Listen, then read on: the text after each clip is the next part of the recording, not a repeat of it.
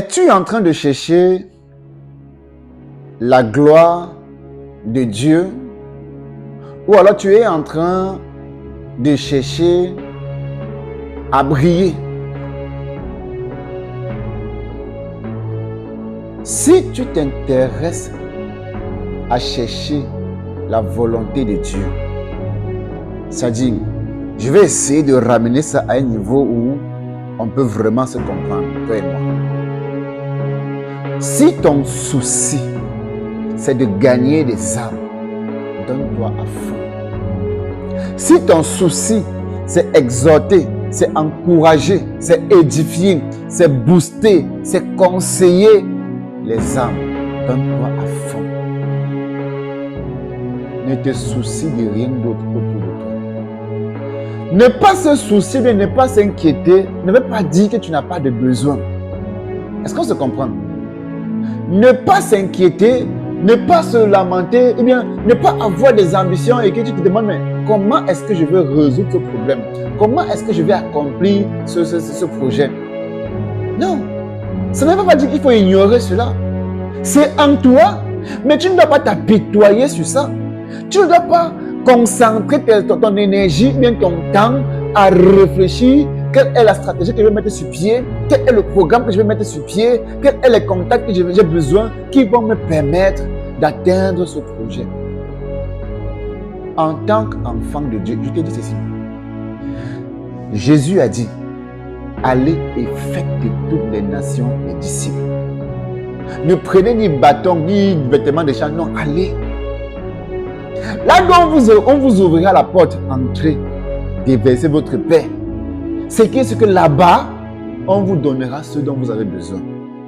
Tu vas rencontrer quelqu'un qui sera prêt à financer ton projet. Tu vas rencontrer quelqu'un qui sera prêt à te dire, ok, je paye tes études. J'ai connu un ami comme ça. Ça fait longtemps. J'ai connu un ami comme ça, avec qui on travaillait vraiment ensemble pour le Seigneur. Et il a voyagé. Un bienfaiteur l'a rencontré en cours de route et a financé son projet à hauteur de 14 millions de francs CFA. Il a voyagé. Si ton souci, en fait, ton plus grand rêve, c'est de faire la volonté de Dieu, gagner des âmes, adorer Dieu, glorifier Dieu, honorer Dieu, frère, Dieu ne restera pas indifférent. Pourquoi?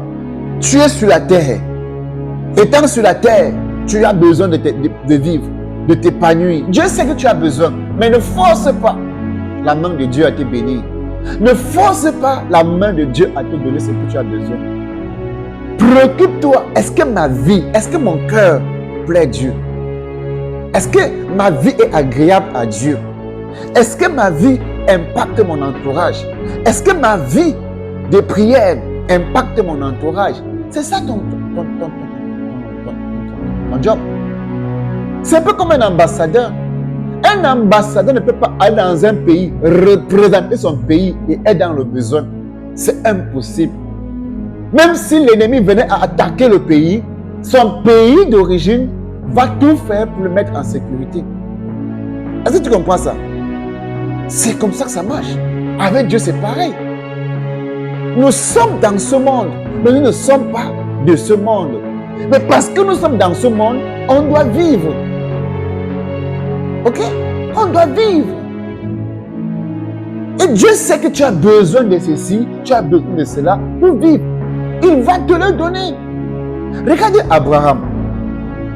Abraham a connu la gloire. Abraham a connu le succès. Abraham a connu l'élévation, l'abondance. Pourquoi? Parce qu'il s'est disposé à faire la volonté de Dieu. Abraham n'avait plus d'ambition personnelle. Abraham n'avait plus d'ambition personnelle. Tout ce que Abraham voulait, c'est se tenir prêt. C'est se disposer lorsque Dieu a besoin de lui. Sinon, comment comprendre qu'après tant d'années qu'Abraham ait demandé un enfant à Dieu, et Dieu parvient à lui donner un enfant. Dieu demande encore à Abraham cet enfant. Abraham a le courage de se lever et de prendre cet enfant et aller le déposer à l'autel pour sacrifier cet enfant. Ce n'est pas un inconnu qui allait tuer l'enfant. Ce n'est pas un pasteur qui allait tuer l'enfant. C'est lui-même qui devait tuer l'enfant. Comment tu veux comprendre ça? Si tu n'es pas totalement à Dieu, ça va te paraître insensé. Si tu n'es pas totalement dévoué, donné, disposé, consacré à Dieu, obéi à de telles instructions, tu vas dire que non, cette pensée vient du diable. Tu comprends ici que toute personne qui se donne totalement à Dieu est prête à tout perdre. Ne prends rien pour acquis. Tout véritable enfant de Dieu qui a compris que si je vis, c'est Dieu qui vit en moi, ne prend rien pour acquis. Parce qu'à tout moment, Dieu peut le ramener à zéro. Tout comme Dieu peut l'élever. Regardons encore Job. Job était aussi béni. Mais Dieu est venu, il a tout pris. Les amis de Job lui ont dit, maudit Dieu et meurt. Le gars est resté comme ça, il a posé la question. Est-ce que vous comprenez ce que vous êtes en train de dire? Moi, je maudis Dieu, mais c'est impossible. C'est lui qui m'a donné. Qu'est-ce que j'ai fait? Qu'est-ce que j'ai mérité? Non. S'il trouve bon de prendre, qu'il prenne. Et qu'est-ce qui s'est passé? Dieu a redonné à Job ce qu'il avait perdu. Même la femme de Job a dit, hey, maudit ton Dieu là, qu'est-ce qui s'est passé? Bien-aimés frères et sœurs, je t'exhorte aujourd'hui à devenir un gagneur d'âme. Préoccupe-toi à gagner des âmes. Ne cherche pas à te faire voir. On n'a pas besoin de ça. On a besoin, si tu aimes Dieu plus que quelqu'un, on n'a pas besoin de ça. Est-ce que Dieu est prêt à te retirer ce qui a de la valeur pour toi aujourd'hui? Est-ce que tu es prêt à perdre ce qui a de l'importance à tes yeux aujourd'hui? Est-ce que tu es prêt à renoncer à ce qui a de l'importance à tes yeux aujourd'hui? Que lorsque tu regardes ça là, tu dis, oh Seigneur, tu m'as béni. Mais est-ce que Dieu te disait que je veux ça? Es-tu prêt à donner ça?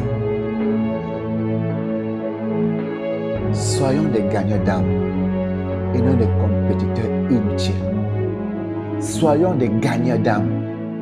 C'est notre job sur la terre. Gagner les âmes. C'est pas parce que tu as gagné 50 âmes, 100 âmes, 1000 âmes que tu es multiplié, tu es meilleur. Non. Non. Dieu t'a donné des capacités. Dieu t'a donné des grâces. Mon frère, je dois me réjouir de ce que le royaume des cieux avance. Tu as vu quel footballeur dans un stade de football va abandonner son équipe en plein match parce que l'autre a marqué, lui n'a pas marqué. Tirons de bons exemples.